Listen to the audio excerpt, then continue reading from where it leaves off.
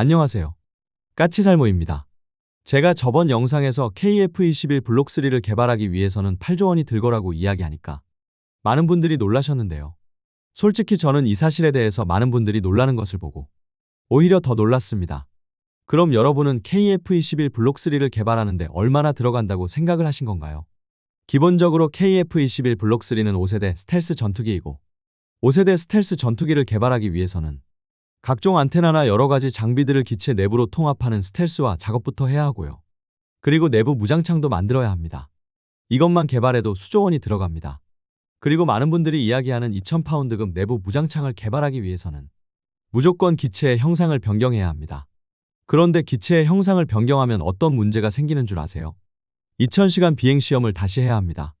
한마디로 말해서 KF-21을 우리가 처음 개발할 때 했던 수천 시간의 비행시험을 다시 해야 한다는 이야기입니다. 당연히 이걸 다시 하기 위해서는 시제기도 한 대로는 안 되고요. 새로운 시제기도 최소 4대가 필요합니다. 한마디로 말해서 지금 있는 6대의 시제기가 아닌 아예 KF-21 블록3 시제기를 별도로 4대 이상 새로 제작해야 한다는 이야기입니다. 솔직히 그래서 8조 원이라는 것도요. 최소 비용입니다. 정확히 말하면 8조 원 가지고는 될 리도 없습니다. 아마 실제로는 더 들어갈 것입니다.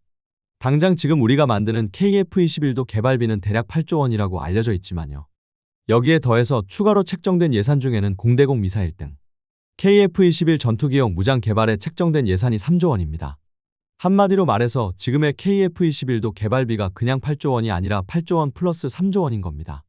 아마 3조 원이라는 것도 1조 2천억이나 들어간다는 초음속 공대함 미사일의 개발비를 뺀 비용인 것으로 알고 있습니다. 당연히 KF-21 블록3를 개발하게 되면 그 블록3의 내부 무장창에 들어가는 전용 무장도 또 개발해야 할 것입니다. 그것만 해도 또 수조 원이 들어갈 것입니다.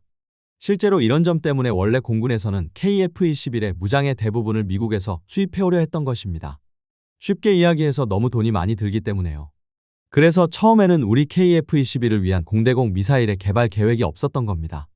그런데 어쩌다 보니 지금 KF-21은 주요 무장을 전부 국내에서 개발하게 되었고 그래서 이미 KF-21의 실제 개발비는 10조 이상으로 폭증해버린 상태입니다. 한마디로 말해서 공군이 예상하던 실질적인 개발비가 전용 무장의 개발로 이미 수조 원이 증가해버린 것입니다. 그런데 여기서 KF-21 블록3의 내부 무장창을 8조 원을 들여서 기체의 형상을 변경해서 2000파운드급으로 개발하자는 결정을 공군이 쉽게 할 수 있을 거라고 보세요.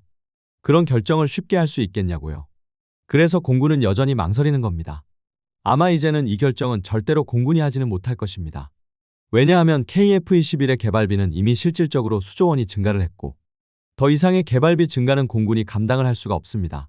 그래서 실질적으로 이제는 공은 공군이 아니라 현 정부가 가지고 있는 거라고 할 수 있습니다. 한마디로 말해서 현 정부에서 공군에게 할당되는 예산을 대폭 증가시켜야 2000파운드 내부 무장창이 들어가는 KF-21 블록3를 개발할 수 있다는 이야기입니다. 그럼 아마 여러분들은 당연히 그리 해야 한다고 이야기하겠죠. 그런데 그게 말처럼 쉬운가요? 예산의 대폭적인 증액을 공군에게만 해주면 해군과 육군이 가만히 있겠어요.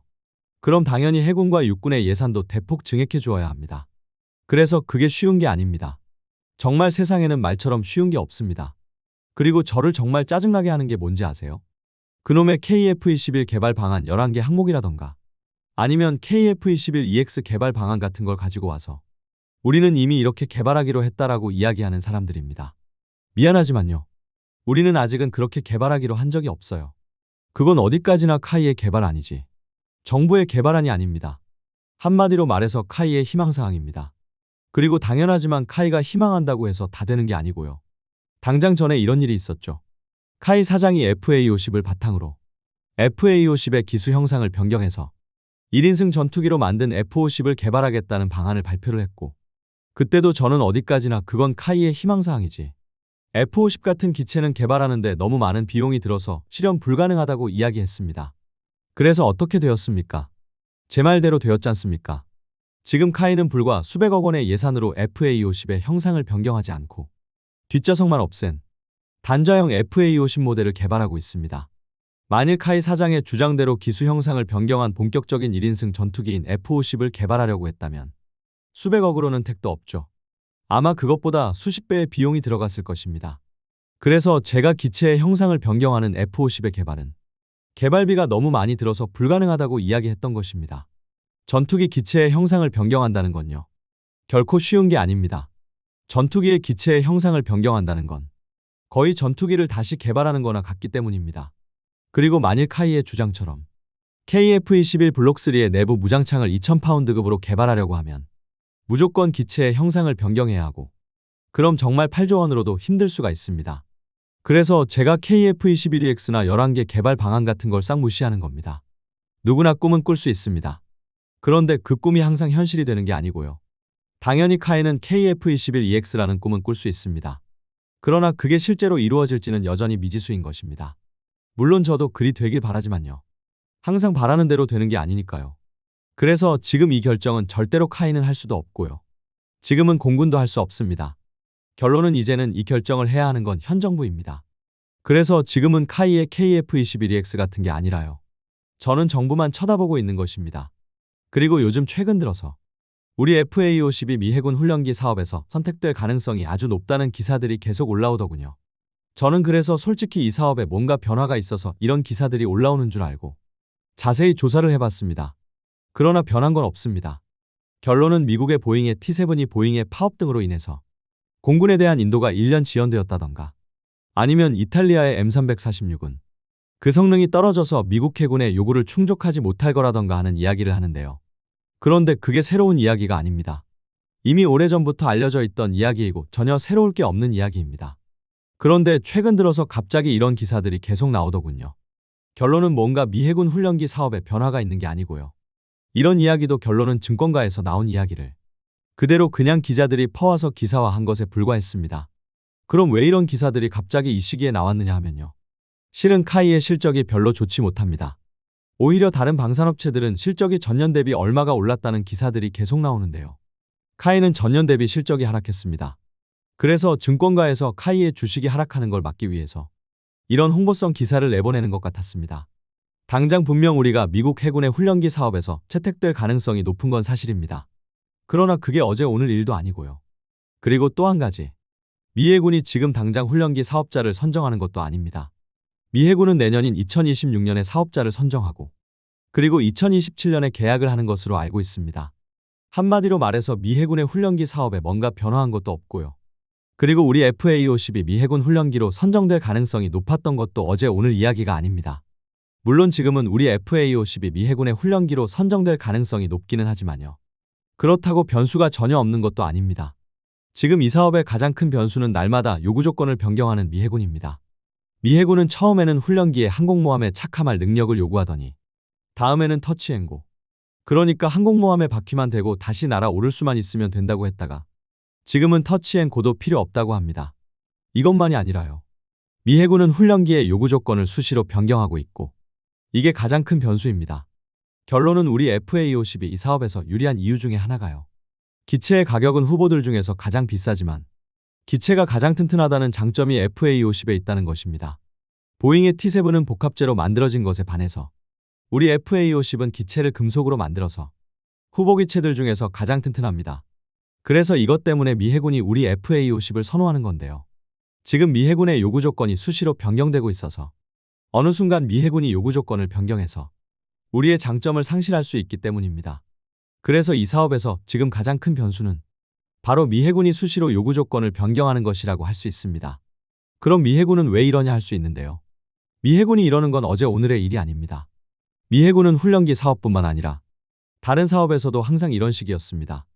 당장 미국에서 건조하고 있는 컨스텔레이션급 호위함 같은 경우도 이미 건조가 시작된 함선에 대한 요구 조건을 미 해군이 수시로 변경하는 바람에 실질적으로 지금은 완전히 실패한 사업이 되었습니다.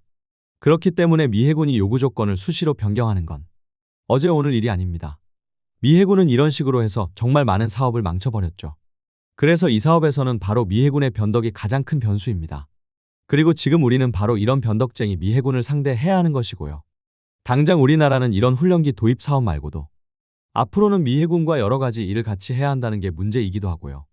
그래서 아마 미국의 조선업을 다시 살려내는 마스가 사업도 가장 문제가 되는 건 바로 미 해군의 변덕일 것입니다. 최근에 마스가 사업과 관련해서 드디어 HD 현대가 미국 조선소 인수전에 뛰어들었는데요. 확실히 현대는 규모가 크기 때문에 그 행보도 남다른데요. 현대는 지금 미포조선소와 합병을 한다고 하는데요. 그래서 HD현대 조선소의 크기는 기존보다도 더 커지게 되었습니다. 재미있는 점은 현대는 미포조선소의 도크 일부를 군함 건조용 도크로 변경한다고 합니다. 그래서 현대의 군함 건조 역량은 이번 미포조선소와의 합병으로 더 커지게 되었는데요. 여기에 더해서 현대도 지금 미국 내에 조선소를 인수하기 위해서 나서고 있다고 하는데요. 지금 현대가 인수하려고 하는 조선소의 후보는 총 5개 정도 된다고 합니다. 그 중에 하나가 바로 미국 남부 미시시피주에 있는 헌팅턴 잉걸스 조선소라고 하는데요. 이 조선소는 지금 현재 미국 이지스함의 3분의 1을 건조하고 있는 회사입니다. 그래서 지금 현대도 본격적으로 미국 조선소 인수전에 뛰어들었는데요. 당연하지만 그러나 현대가 하나와 다르게 지금까지 미국 조선소를 인수하지 않았던 건 여러분도 잘 알겠지만 미국 조선소를 인수해서 수익을 남기기가 쉽지 않기 때문입니다. 당장 현대 측에서도 미국 조선소의 가장 큰 문제로 전문 조선 인력이 부족하다는 점을 들고 있는데요. 현대 측에서도 미국 조선소를 인수하고 새로운 인력을 길러내는 데는 3년에서 5년이 걸릴 거라고 예상을 하고 있습니다. 문제는 이렇게 어렵게 인력을 양성해도 미국 조선소 인력들은 너무 쉽게 조선소를 그만둔다는 점입니다.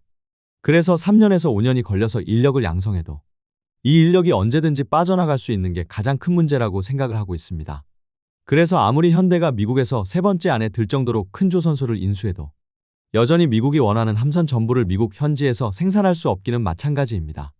이것과 관련해서 우리 방사청장이 미국에서 마스가 프로젝트에 관한 포럼에도 참여했고 그리고 미국 고위 관리들과도 만남을 가졌다고 합니다. 재미있는 점은 아마 많은 분들이 조만간 그만둘 방사청장이 왜 이리 열심히 하나 할 수 있는데요. 최근에 들리는 이야기에 따르면 현 정부에서 지금의 석종건 현 방사청장을 퇴임시키지 않고 그대로 유임할 거라고 합니다. 그래서 방사청장은 오히려 과거보다도 더 많은 일을 하고 있다고 하고요. 실제로 지금 KDDX의 수의 계약을 밀어붙이고 있는 것도 석종건 방사청장이라고 합니다. 한마디로 말해서 기존에는 업체들의 농간에 질질 끌려가던 방사청이 이제는 더 이상 업체에게 끌려가지 않겠다는 의지를 보이는 게 KDDX를 수의 계약으로 하겠다고 밀어붙이는 것입니다. 그래서 앞으로는 아마 우리 방사청은 업체들에 의해서 좌지우지되는 모습을 더 이상 보이지 않을 것입니다. 당장 최근에도 우리의 다목적 무인전투 차량 사업에서 그 평가 방식을 가지고 업체들 간의 의견이 달랐고 그래서 그것 때문에 사업이 지연되고 있는데요. 그래서 이번에 방사청에서 아예 다목적 무인 전투 차량의 평가를 다시 한다는 이야기가 있습니다. 한마디로 말해서 논란을 잠재우기 위해서 정확한 평가 방식을 정하고 그 평가 방식대로 처음부터 다시 평가를 한다는 것입니다. 그래서 확실히 지금의 방사청은 업체들 사이에 끼어서 이러지도 저러지도 못하는 우유부단한 모습에서 그래도 많이 벗어난 게 아닌가 합니다. 물론 이로 인해서 다목적 무인 차량의 선정이 좀 더 지연되겠지만 기존에는 아무것도 결정하지 못하던 것보다는 더 나은 게 아닌가 합니다.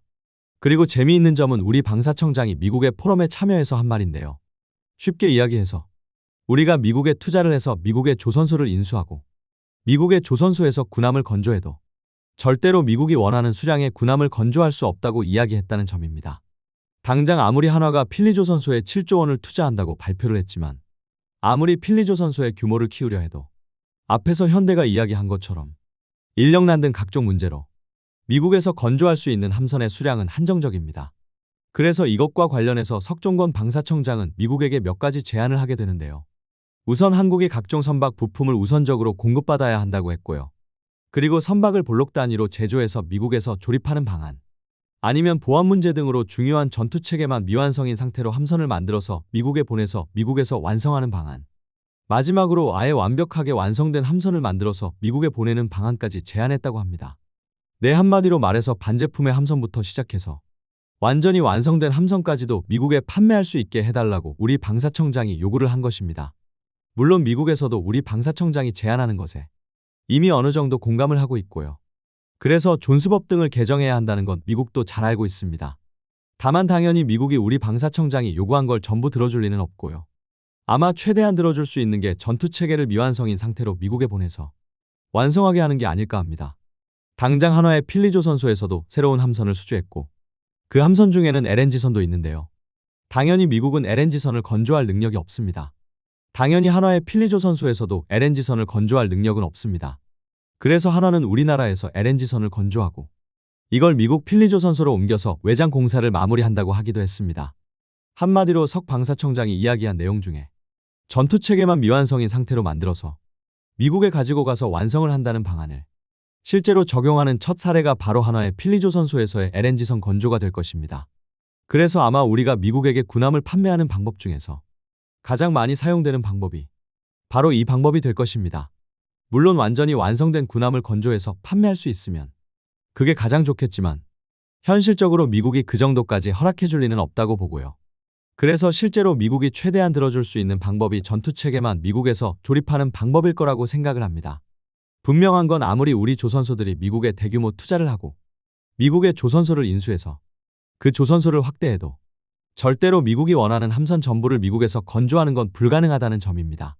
그래서 아마 앞으로 가장 많이 사용되는 방법이 바로 전투체계만 미완성인 상태로 우리나라에서 군함을 건조해서 미국에 보내서 전투체계만 미국에서 완성하는 방법일 것입니다. 그리고 이런 방법을 사용하려고 해도 가장 문제가 되는 건 함선에 전투체계를 탑재하는 건 결코 간단한 문제가 아니고 그래서 고작 3년에서 5년 교육한 미국의 인력으로는 완벽하게 할 수도 없을 것이며 당연히 우리나라의 전문가들이 미국으로 넘어가서 이런 최종 조립 작업을 지휘해야 할 것인데요.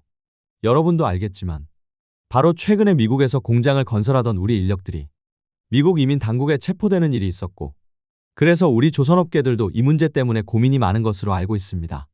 결론은 아무리 미국에 조선소를 건설하고 인력을 양성한다고 해도 그 인력들을 지휘할 전문가는 우리나라에서 파견을 해야 하는데 비자 문제가 터져버렸으니까요.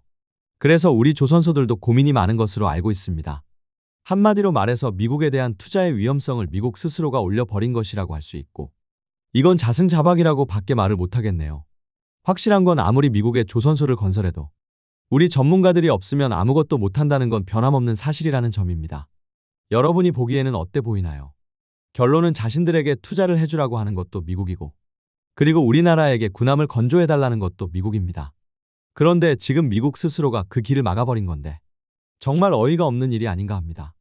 그래서 지금은 오히려 미국에 대한 투자 위험만 더 증가한 게 아닌가 합니다. 한 가지 확실한 건 우리가 미국에 투자한다고 해서 무조건 이익이 되는 건 아니라는 사실입니다. 이상 영상 봐주셔서 감사합니다.